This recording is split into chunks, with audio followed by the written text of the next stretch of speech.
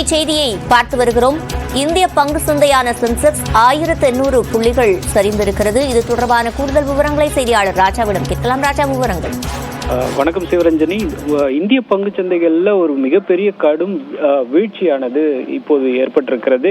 1800க்கும் அதிகமான புள்ளிகள் மும்பை பங்கு சந்தை குறியீட்டு எண் சென்செக்ஸ் விழுந்திருக்கிறது. இதே போல் நிப்டியிலும் 550க்கும் அதிகமான புள்ளிகள் சரிந்திருக்கிறது. இதனால் பங்கு சந்தைகளில் இந்திய முதலீட்டாளர்களுக்கு 11 லட்சம் கோடி ரூபாய் அளவுக்கு இழப்பு ஏற்பட்டிருக்கிறது. இதற்கு பிரதானமாக 4 காரணங்கள் கூறப்படுகின்றன.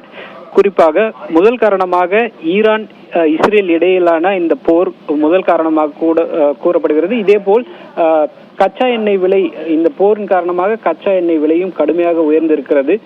இது இரண்டாவது காரணம். மூன்றாவதாக செபி அண்மையில் ஊக வர்த்தகம் தொடர்பாக ஒரு கட்டுப்பாடை கடுமையாக்கியது மூன்றாவது காரணமாக கூறப்படுகிறது. இதே போல் சீனாவில் பொருளாதார மீட்பு நடவடிக்கைக்காக ஒரு பெரிய தொகையை அந்நாட்டு அரசாங்கம் அண்மையில் அறிவித்திருந்தது. இந்த 4 காரணங்கள் காரணமாக இந்திய பங்கு சந்தைகளில் கடும் வீழ்ச்சியானது ஏற்பட்டிருக்கிறது. முதலீட்டாளர்களுக்கு 11 லட்சம் கோடி ரூபாய் அளவுக்கு இழப்பு ஏற்பட்டிருப்பது ஒரு மிக முக்கியமான ஒரு அம்சமாக பார்க்கப்படுகிறது. சிவரஞ்சனி. ராஜா, தற்போதைக்கு இந்த தாக்குதல்கள் முடிவுறாத சூழல் இருக்கக்கூடிய நிலையில பங்கு சந்தைகள் மேலும் வீழ்ச்சியடைய வாய்ப்பு இருக்கிறதா வரும் நாட்களிலும்? நிச்சயமாக. அதாவது கடந்த சில நாட்களுக்கு முன்பாக இந்திய பங்குச்சந்தைகள் இதுவரை இல்லாத புதிய உச்சமாக 86,000 புள்ளிகள் என்ற ஒரு புதிய உச்சத்தை தொட்டிருந்தது. அப்போது ஒரு சரிவு இருக்கும் என்று முன்பே பொருளாதார நிபுணர்கள் கணித்திருந்தனர்.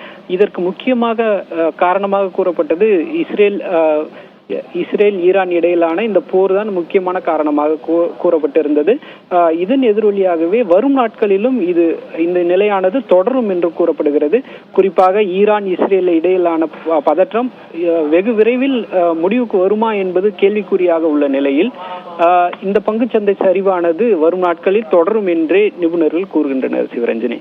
விவரங்களை வழங்கியமைக்கு நன்றி ராஜா.